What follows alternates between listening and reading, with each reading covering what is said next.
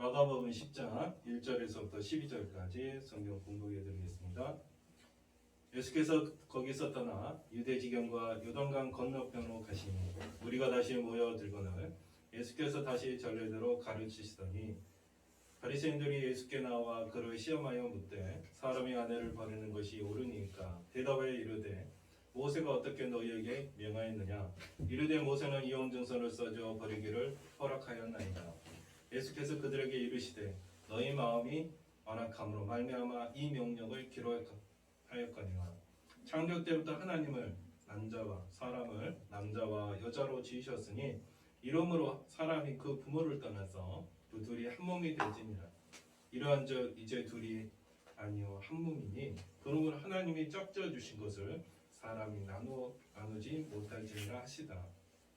집에서 제자들이 다시 이를 물으니 이르시되 누구든지 그 아내를 버리고 다른 데로 장가드는 자는 본처에게 간음을 행하며 또 아내가 남편을 버리고 다른 데로 시집가면 간음을 행함이니라. 아멘.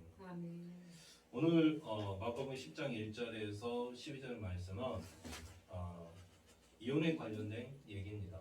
물론 오늘의 말씀의 제목이 통념을 깨는 예수 그리스도죠. 오늘 바리새인들이 예수님에게 묻습니다. 남편이 아내를 버리는 것을 어떻게 생각하십니까? 이렇게 묻죠. 바리새인들이 이 질문의 목적은 있었습니다.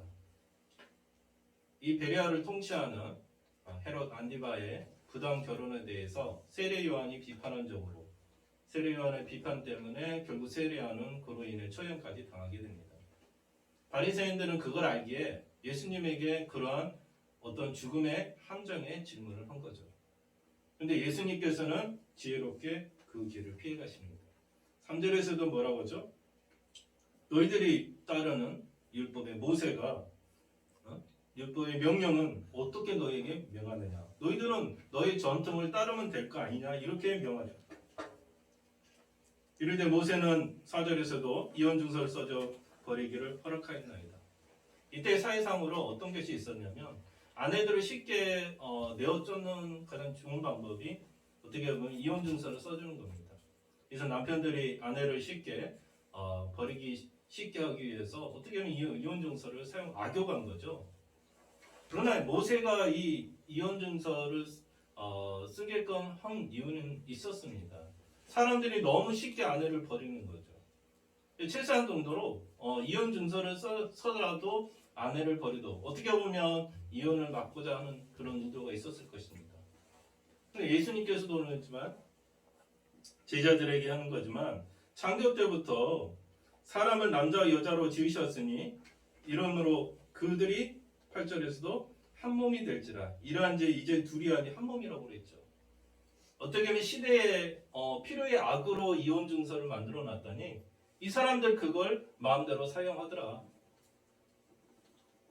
예수님께서 진정으로 우리에게 창조 때부터 우리 인간을 창조하시고 진정으로 남자와 여자가 동등한 관계로 하나로 창조된 완벽한 가정이었습니다. 근데 남편들이 아내를 쉽게 내어쫓는 하나의 방법으로 빌미로 이혼 증서를 사용한 거죠. 바리새인들은 그것을 이용하여 또 예수님을 어떻게 했든지 죽음의 함정에 빠뜨리려는 의도가 있었던 것입니다. 그러나 이 사람들이 몰랐던 건 있습니다. 예수님께서는 항상 기존의 어떤 생각들, 우리 안에 들어있는 생각들을 깨는 의도가 항상 계셨습니다. 물론 마가복음 1절에 12절뿐만 아니라 13절에서 16절 유아의 축복 문제도 있었죠. 사람들이 아이들을 데려와서 축복해 주려는데 제자들이 막더라는 거죠. 오히려 꼬집습니다.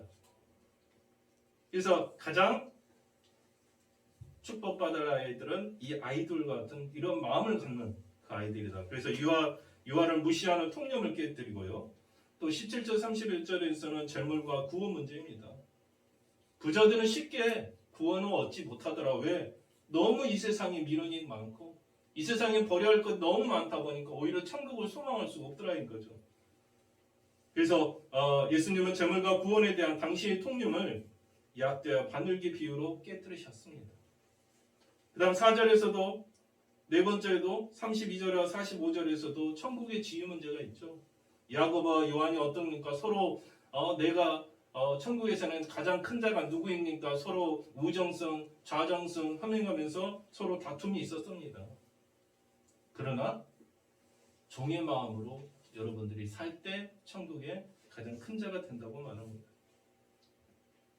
또 46절 52절은 치유 문제가 있었죠. 예수님에게 나온 소경에 대한 치유가 있었습니다. 사람들이 소경을 멸시하는 그 통념을 깨버린 거죠. 이 하나하나의 이 마가복음의 이 저자는 이러한 모든 것을 하나하나 깨고 싶었던 것입니다. 여러분, 우리가 신앙생활하는 데는 가장 어려움이 뭔지 아십니까? 우리가 갖고 있는 통념입니다. 이 유대 사람들은 그걸 뭐라고 하죠? 전통이라고 하죠. 옛전통. 바울도 어떤 삶에서 살았습니까? 예수님을 만나기 전에는 옛전통에 빠져서 살았다고 그랬습니다. 그 전통이라는 게 뭡니까? 사람을 죽일 수 있다는 거죠.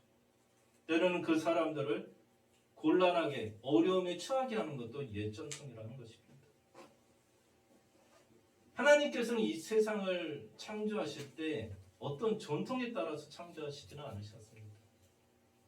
그런데 인간을 창조하시고 거기에 많은 것들로 축복해 주셨죠. 그런데 인간은 이 땅에 살면서 전통이라는 걸 만들었습니다. 물론 그게 좋은 전통이면 따라야죠.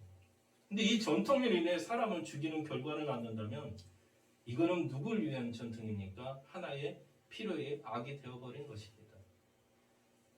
우리의 생각에 기존의 생각을 깬다는 것은 어렵지 않습니다.